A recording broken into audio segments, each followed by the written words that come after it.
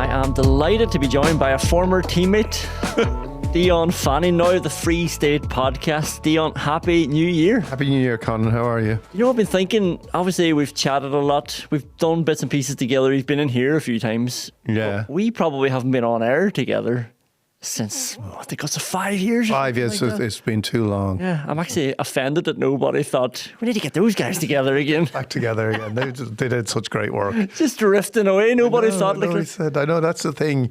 You know, you live in a moment. You think nobody's ever going to let this go to waste. This kind of gold, and then you always in life you have to realize that nobody cares. Nobody cares, and everybody can be replaced. Happy New Year.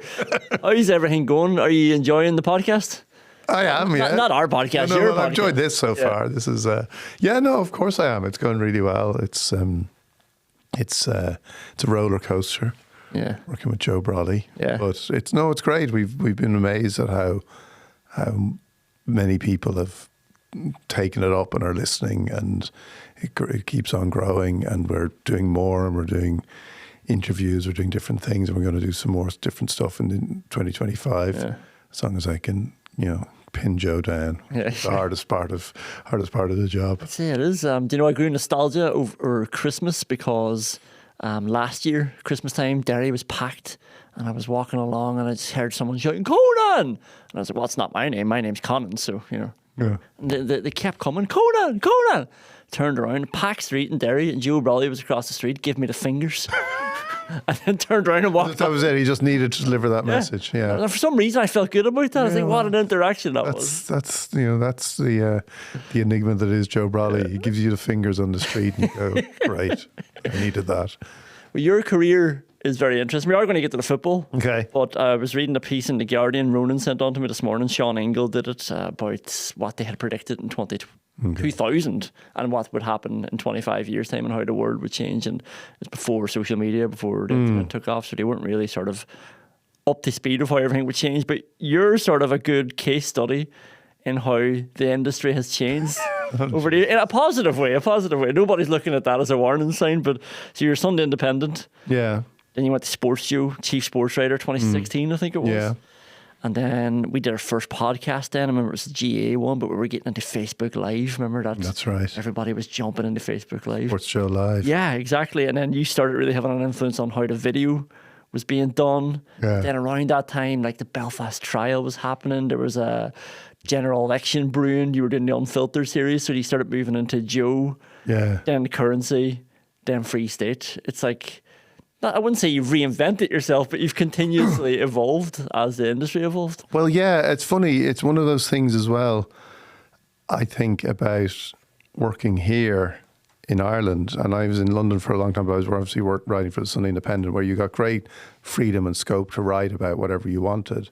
And actually, I was talking to somebody in a totally different industry about this over Christmas, how in the UK, because there's so many people, if you're doing something, you tend to do it in a very narrow way a lot of the time. Yeah. You do one thing and you're very good at it, and there's why would they get you to do something that you might be interested in but you may not be as good as right now because there's loads of other people doing that. Yeah. Whereas in Ireland there are more opportunities to kind of to diversify if you pardon the use of that word, and then so you can do that if you want and if you get the opportunity. And there was some great opportunities, and just the opportunity to do different things and to do things wherever I went, wherever you go. It is about just kind of engaging people and engaging the audience. It was funny, we were talking beforehand about, I interviewed Colm Tóibín recently for Free State, and he was talking about Alan Black, the only survivor of the Kingsmill massacre, who he talked to as part of his book Bad Blood when he walked along the border in the 1980s. But I didn't mention in the podcast because it wasn't I didn't need to bring myself into it. But I had an incredible encounter with Alan Black during that period when we were just doing different things at Joe and doing video, and I still use it as this example of whatever journalism you're doing, sometimes being somewhere is always better than not being somewhere. because we went to Besbrook with Peter O'Born to do a video about Brexit. This was during the time of the whole, is there going to be a hard border, soft border on the island of Ireland? And Peter O'Born, who's a British journalist, for anyone who doesn't know him, had been a supporter of Brexit, wanted Brexit, and he'd repented. And he felt this was a terrible thing, and he hadn't considered the consequences for Ireland. So we said we'd bring him over and we'd do a video with him. Now, we could have done that loads of different ways. But we said, we'll go to Besbrook, we'll line up a few interviews. We were going to Besbrook to interview a unionist politician who was reasonably interesting. Like, he wasn't going to be, but he was the person we'd lined up. We were early in Besbrook, and we were standing there waiting for the guy to come along in half an hour. And I'd actually been telling O'Born on the drive up about the Kingsmill massacre, because Besbrook obviously is associated with it. And we were standing there, and a bus pulled up. And O'Born is a reasonably well-known figure.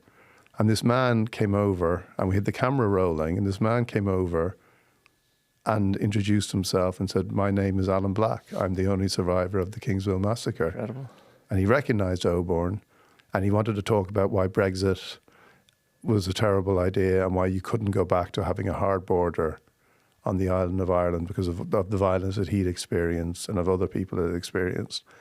And it was an incredible moment, but it was also just one of those extraordinary. I remember texting Ellen Coyne, who's now here, and Ellen had done an awful lot of work in setting up that project.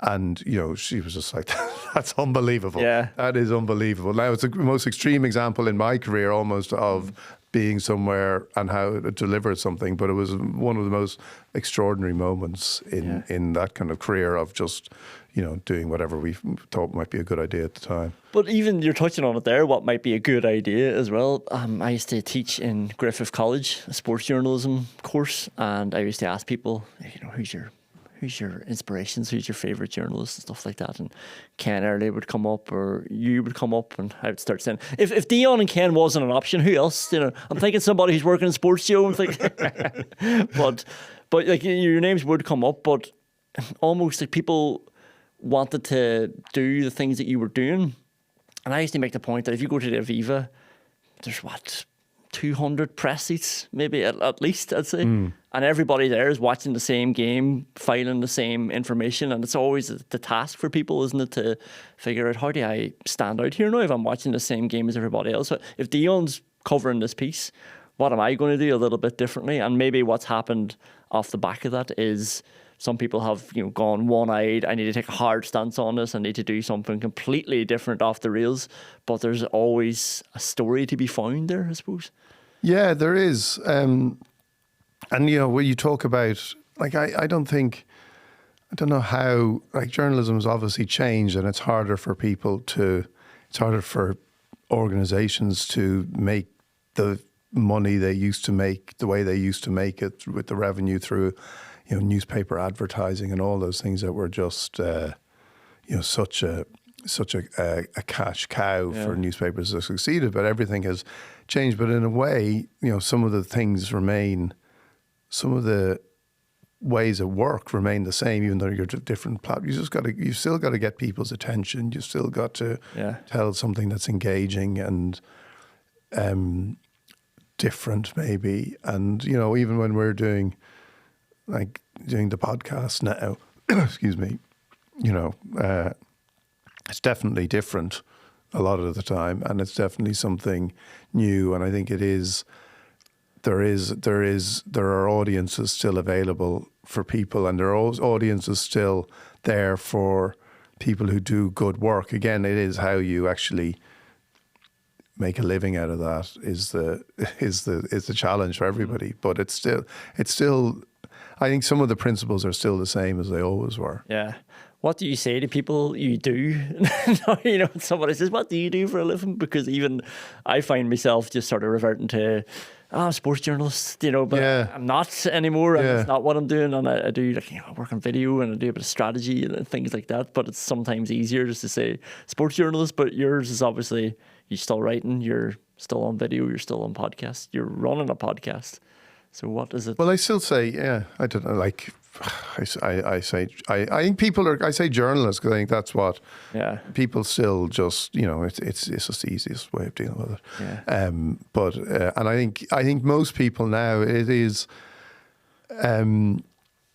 They kind of they know that can mean lots of different things. Even when I say it now, do people say who do you like? You don't get even. If you said that, the automatic thing 5 or 10 years ago would be who do you write for? And when I write for people, I write for the Examiner, I write for the Currency, I still write for people, but it's only one aspect of what you do. And when you say you do a podcast as well, people, they just like. They know that's part of, and everybody's listening to podcasts as you know, and it's such a integral part of how people get information or entertainment or opinion or whatever you want to call it. Yeah, it is now part of it. So I don't think it's a kind of outside the realms of their imagination to say like this is what I do.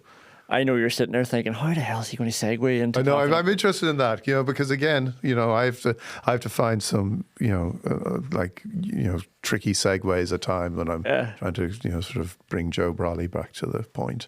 Well, are you ready for this one? Mm-hmm. So it's clear, it's going down a trip down memory lane because I knew you were coming in, and I found an old article from 2018. Oh yeah.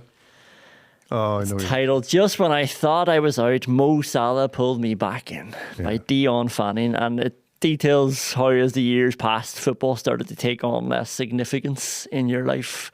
Well, definitely less emotional investment, anyway, until your son learned about Mo Salah and how one player started that gradual process of him coming to football, and probably more importantly, you getting more invested in it because of it. And I hope I don't embarrass you, but I've just got a few lines that I picked out from it. So I'll just read them here. I said I'd be happy if he didn't want anything to do with football. We'd be better off with the dinosaurs, the sharks, the things that usually take up our time on a Saturday morning. And then earlier in the season, my son stopped playing briefly, went over to the TV, pointed at one player. That's Mo Salah, I said. He could say Salah, we enjoyed that, but I didn't think much of it. This was early in the season. Reminder, this is 2018, Salah's first season. And I thought Salah might be another player that does some nice things on the ball, but never really delivers, never really gets you a goal. I'd seen this type before. Easy come, easy go. It didn't matter. Mo Salah would not be detaining us long. We would not be emotionally investing in Mo Salah. And then something else happened. My son wanted to play football.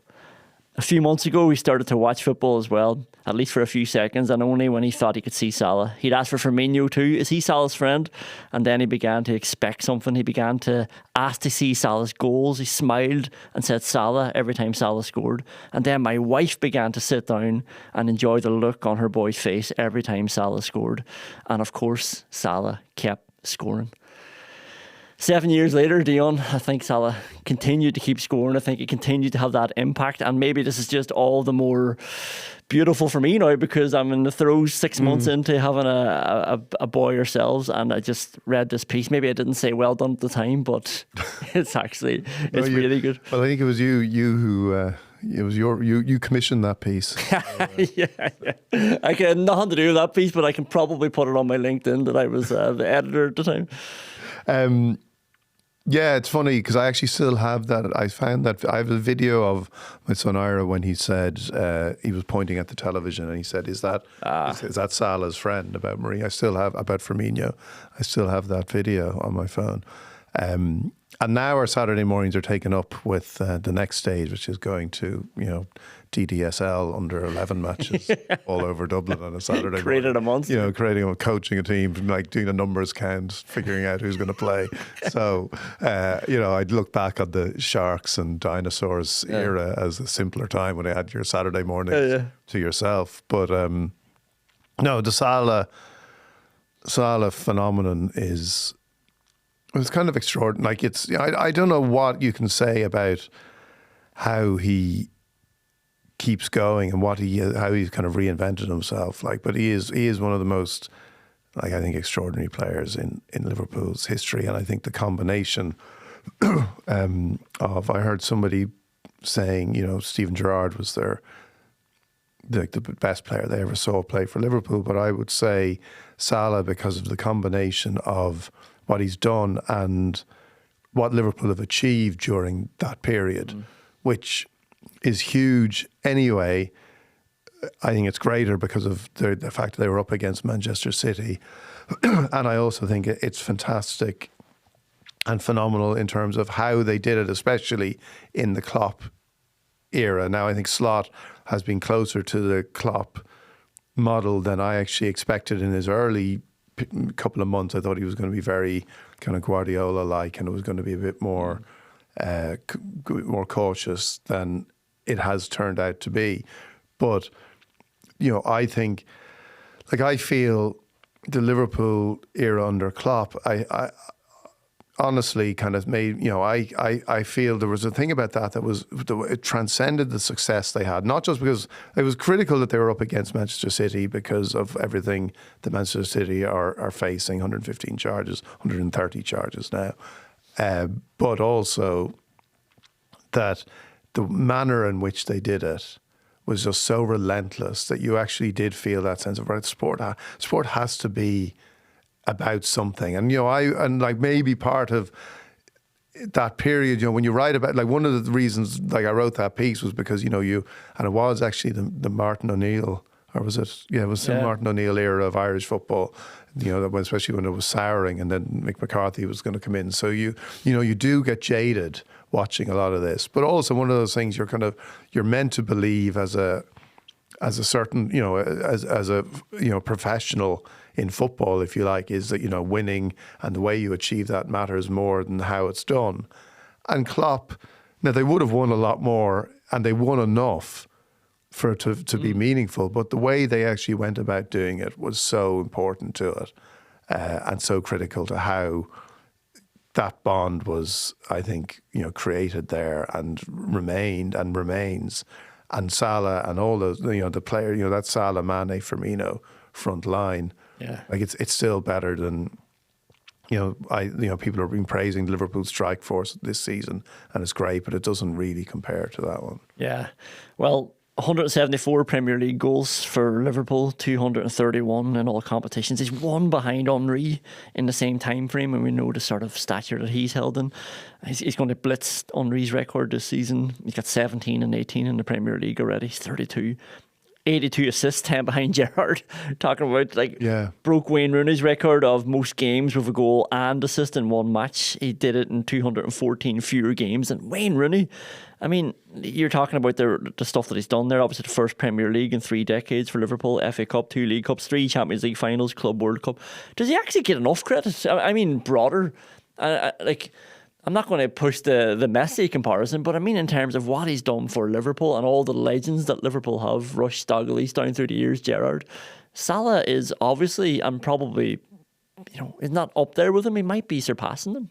I think he's definitely, I would say he's surpassing some of them because of what he's done. And as I said, in the period that he's done it, because this was football, people forget as well about Liverpool that it was, there was occasional success before Klopp came along.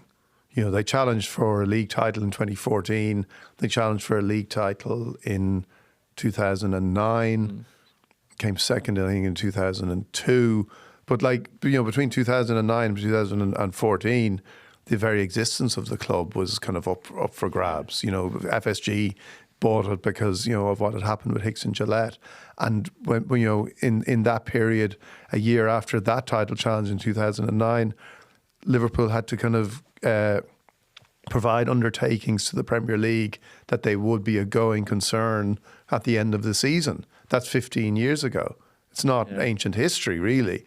And so FSG and Klopp came in, and obviously Brendan Rodgers did his thing. And when they got Klopp in, it was he created this foundation, which was kind of Liverpool really and fans of other clubs get annoyed when because they point out transfer fees and all that kind of stuff and the money they spend. And they did spend money, but they still punched above their weight. Yeah, and they punched above their weight constantly. And they had the dip seasons because of the way Klopp insisted they do things.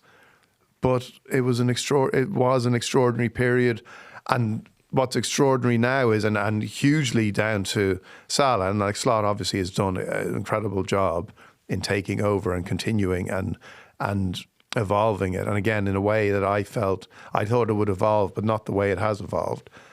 But like Salah's just sort of centrality to all of that has been critical. He's doing it again this year. He's just, and it's funny when and there's clearly a huge ego involved in Salah too. You only need to see his interviews to know that. Yeah. But it's a kind of an interesting ego because, and we might talk a little bit about Trent Alexander-Arnold, and Gerrard is a good parallel with Arnold, I think, because like Gerrard's stats are incredible, and I wonder sometimes if he'd actually accepted what he was a lot earlier in his career. What was he? Well, he was an attacking. He was an attacking midfielder. He wasn't quite a number Instead 10. Of being everything. He wanted to be the kind of. He wanted to be the English midfield archetype. Yeah. The Brian Robson, England's Roy Keane, and he wasn't that. And he was an attacking player playing either, and like he was best when he actually played behind Fernando Torres, and that was when he was at his peak. But when he had to play on the right or play on the left, he was brilliant. But he wanted to be that kind of controlling everything midfielder. And if you remember, like that was an era when you had Keane just finishing, you had Vieira there, and Gerrard wasn't that. It was Roy of the Rovers era. Yeah. And he wanted to be all those things, and he would have actually probably had better attacking statistics if he'd done that. But Salah has kind of, he knows what his ego is a different type of ego, but he's also done an awful, like he does a huge amount. Like, you look at it in terms of even his assists now, and I think his game has changed. I think there was a time when he would have been more desperate to make sure he scored every goal, and he still wants to score, but also the satisfaction he gets from creating now is huge. And when he's got the players, and it's kind of funny when he's got the players around him, like when Jota or somebody is playing, or when Diaz is playing, or Gakpo, he takes great satisfaction from that. You see it with, he sets up Núñez when Núñez plays, and it's like, endless frustration, because it's like, what do I need to do to give you a ball that you will actually score from? Yeah, I think assists are in vogue now as well, though, with a lot of players, they know that they count. I mean, even at GA level, a manager had a really good idea recently. It was like, will you take the assist stats for all the players to get it into their heads that we're looking at that as well, we're monitoring that, and now assists do matter, and every time you see stats now, it's mostly goals and assists, and they're comparing that, and players know now that does count for something. I know. Well, that goals and assists stat, whatever Salah's one is, like that's a totally new statistic. Yeah. Everyone's saying it's the best. Yeah. Ever, but it is something that nobody was really talking about. The thing, don't worry, we're not going to get down a expected assists rabbit hole, but I did see a stat flash up on Twitter that was like, I think Salah and Foden had the same expected assists, so something like 4, and Foden had 1. This is this season. Foden had 1, Salah had 13. And it was almost using that as a stick to beat Salah with. And for me, it was like, that proves that Salah's really good. He's outperforming the expected assists. And you have to remember that these stats are derived from every player. So this is an average of the common player. It's an average of what happens in that position with different players. Salah is obviously better than that average, and that's what he does over and over and over. But you mentioned Trent Alexander-Arnold. I heard Melissa Reddy on today on Sky Sports. She said Real would never have made an approach. So obviously Real Madrid have come in and offered Liverpool upwards of 20 million, I think it was, for Trent Alexander-Arnold in January.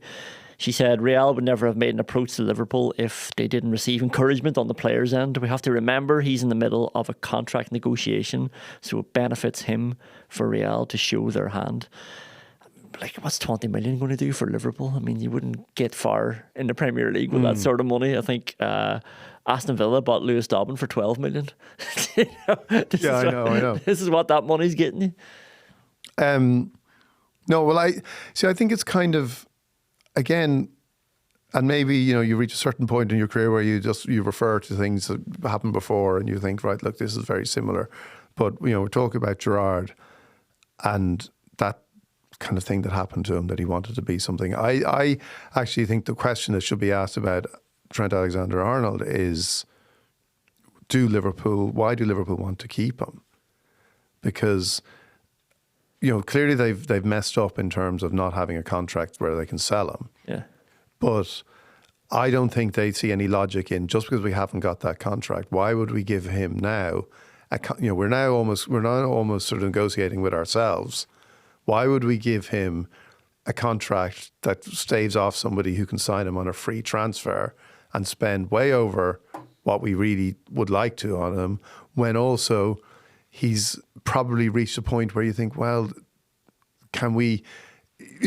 Put it this way, if he was under contract, they would definitely be looking to sell him, because it would fulfill every criteria that they see about running a football club. Like, they would sell him for 150 million. They would have Conor Bradley coming in, and they would think, right, that's good business. Now, they don't have the first part of that, which is a big part of it, obviously. But then to go and say, well, actually, because we've messed up at that, we now actually mess up again and give him a contract way beyond what we really want to pay him.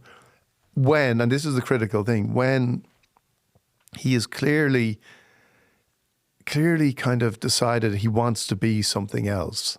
He wants to be not necessarily a Real Madrid player wherever he plays. Yeah.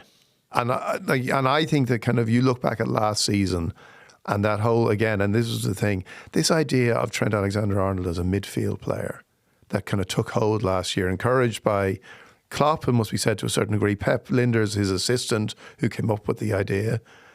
And it was insane. It was absolutely insane. And nobody, why? How do you know it's insane? Because nobody talks about it anymore. Nobody talks about it anymore. And this is what I mean about, like, Gerrard 20 years ago was infected by this kind of England midfielder virus, like the woke mind virus, except for the England media and how they talk about the international team. Yeah. And it got to Trent Alexander-Arnold too, because they kept telling him, and Southgate was appalling for this, they kept telling him that he couldn't play at right back because of all the mistakes he was making defensively. When actually, what he was doing as a right back, people were just imprisoned by their failure of imagination. What he was doing as a right back under Klopp was incredible. He became a new species of player. Oh, well, if he did that from midfield, we'd be like, there you go. Yeah, but it didn't matter where. Exactly. It didn't, and and now it was harder on the other defenders, and it was, and they had those moments, the Champions League final in 2022, all those defensive errors. But he was doing something incredible. But bit by bit, it seemed to kind of wear him down. This idea that another defensive mistake from Trent Alexander. Yeah. Let's play him, let's play him in midfield. Surely this is where he'd be brilliant in midfield. Yeah. When clearly, and like Klopp kind of weakened on it, because Klopp had said at one point when this was all going on, he said, why would you play the best right back in the world at midfield? And he saw the opportunity and the advantage that you could get from playing him out there. But I think you could see last season that Alexander-Arnold had kind of decided, he's getting all this shit for whatever every time he makes a mistake. Yeah. He's not getting picked for England because of Southgate and how he viewed that position, which clearly is bugging him. And, he's great friends with Jude Bellingham, and he wants to be part of that kind of, on that England kind of pedestal. We might disregard it, but there are certain players that makes a big difference to, and that clearly has kind of got into his head. And so you can see last season, like, he's playing this ridiculous position last year and trying to do all these things, and he can't play midfield, and he plays midfield in the Euros for England. And then everyone says, okay, actually, what are we talking about? This was insane. And no one ever nobody ever talks about it again. And now this year under Slot, he's playing right back, and he's playing quite well. Now there are certain times you see him playing, you think he's not really working very hard. He's not really doing the things that I think Slot would want, not just as a right back, but even Klopp would have wanted as a right back. It's not about, whether he's, covering back or everything. There's just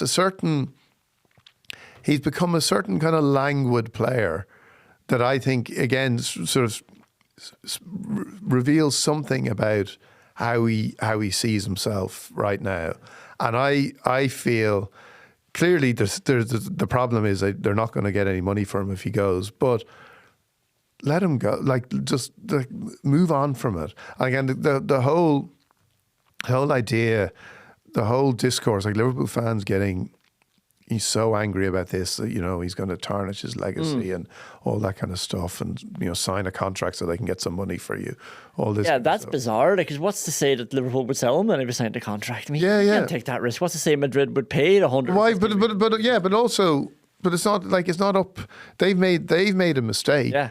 Why should anybody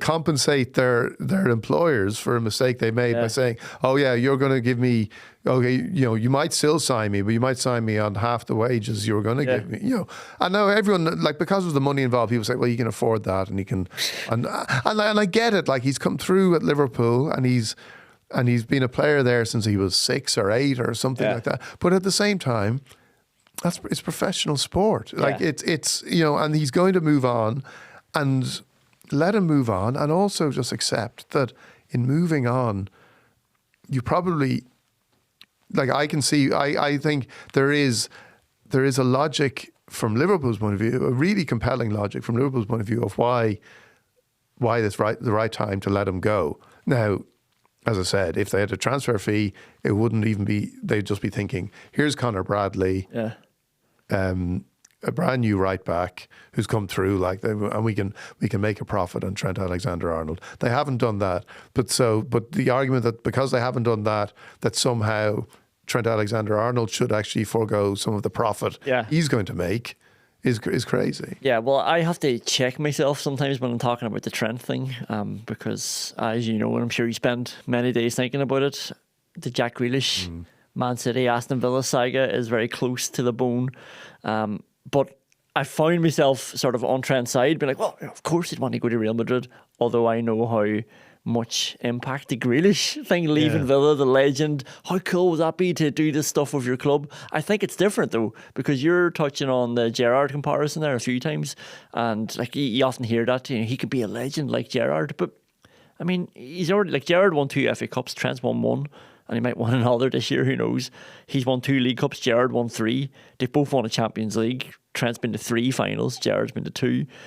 And Trent has a Premier League. Now, Gerrard has a UEFA Cup, but they almost have the same record, but Trent's arguably done more because he's won the Premier League, and maybe another one this year. By the end of the season, Trent will have one more than Gerrard, I'd imagine. So the idea that he'd have to stay for another, he's 26, he'd have to stay for another 10 years to be and complete his legend status at Liverpool, I do find a bit tough. I do think the Grealish thing is a little bit different because Villa were on the up, they were on the precipice. Of course it's different. It's always different when it's always different when it's your team. Let me explain to you why this is different. And Real Madrid and Man City are completely different as well. I mean, who cares about the Man City project with the Real Madrid? But look, now at the same time, the argument you're making is actually an argument for Alexander-Arnold to stay at Liverpool in some ways, because Grealish clearly he made the wrong choice. Now, whether he actually should have gone to Manchester, if he'd gone to any other club, rather than work for Pep Guardiola. Yeah, I think so, yeah. He would have, he maybe would have remained that kind of player rather than becoming what he's become. Like, the kind of, what's the term they have for him? The kind of, he's the rest station. Rest station, yeah. That's unbelievably insulting. Yeah. For a player like Grealish. Now, the one thing I'd say about the comparison, I mean, like the stats there, and again, they don't actually do justice to the difference between Liverpool now and Liverpool under Gerrard. And I think one of the reasons why there was such, and I don't think Liverpool fans all say this about, he stayed and became a legend. Like, Gerrard, like, maybe he would have been better off leaving Liverpool. Because, like, the burden and the pressure of doing that all the time when they weren't, and like playing with inferior players and all that stuff, and you could see it got to him.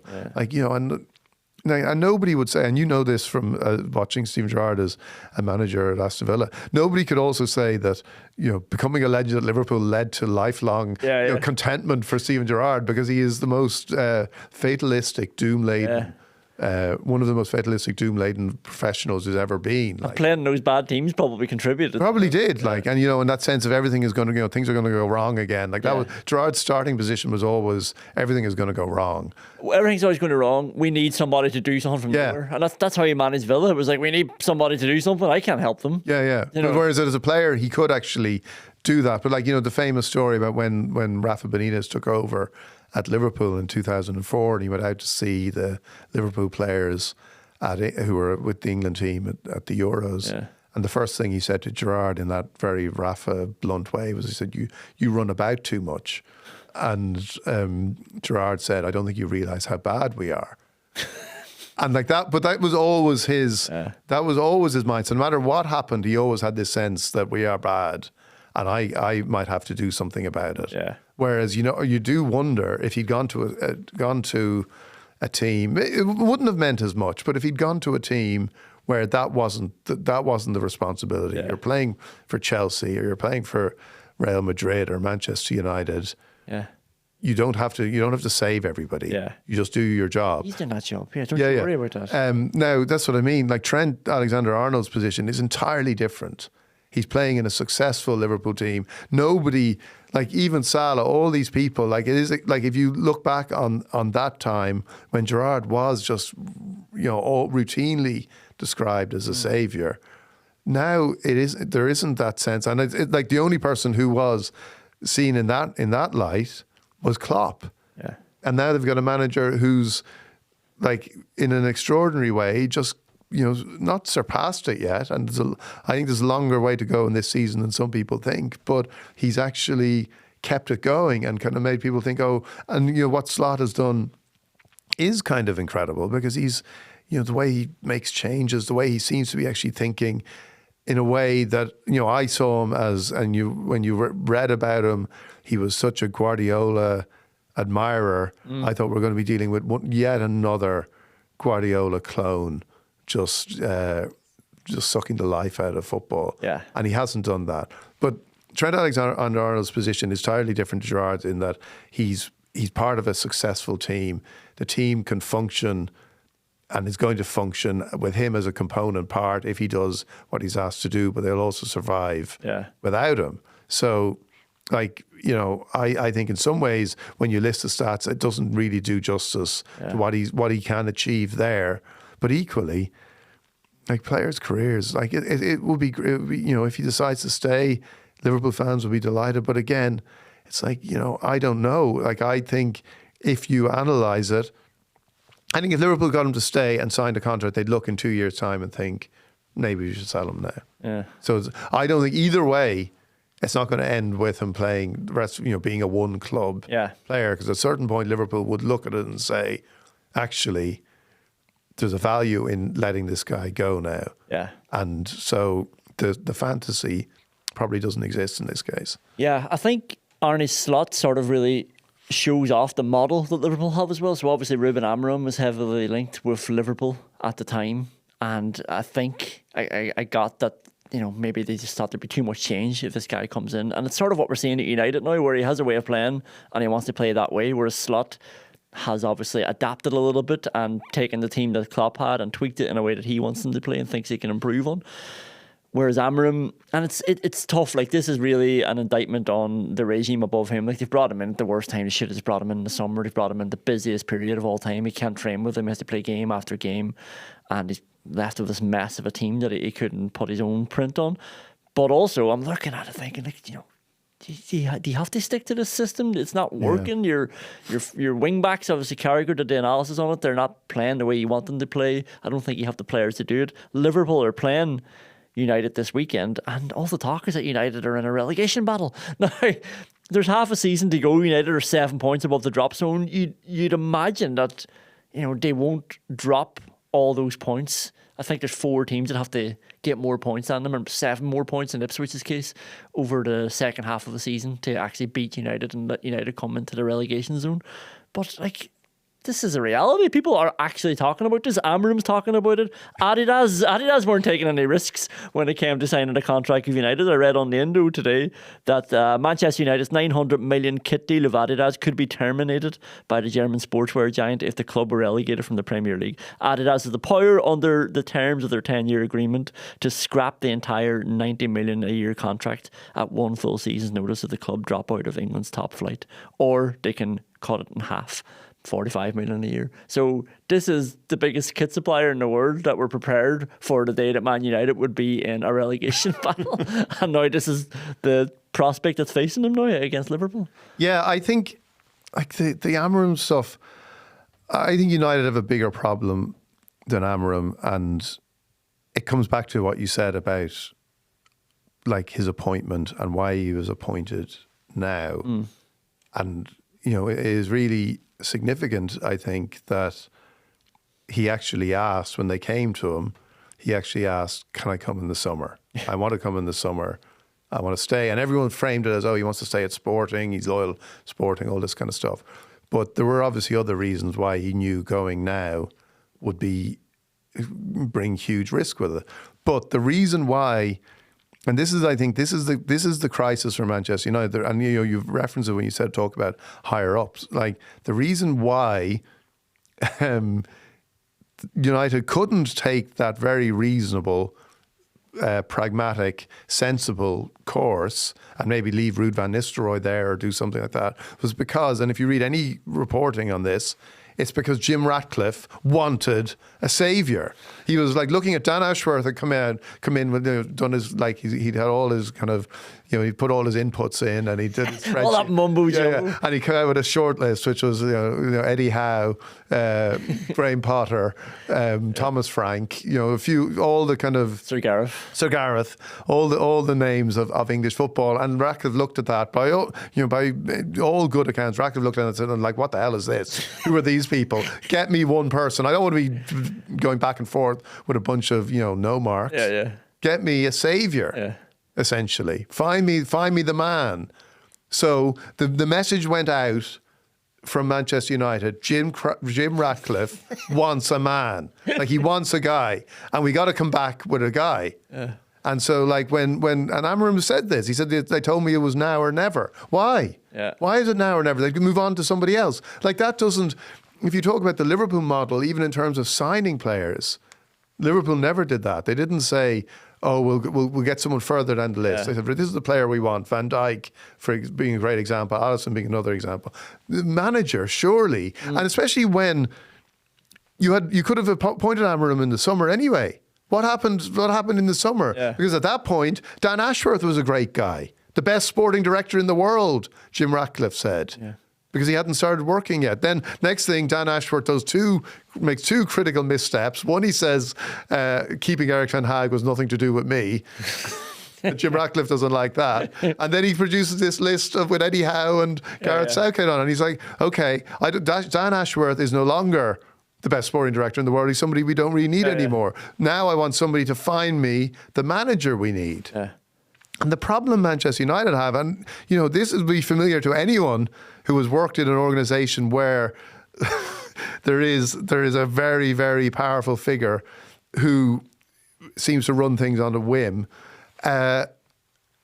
That the problem is that people are going to always be anticipating, what does Jim Ratcliffe want next? Yeah.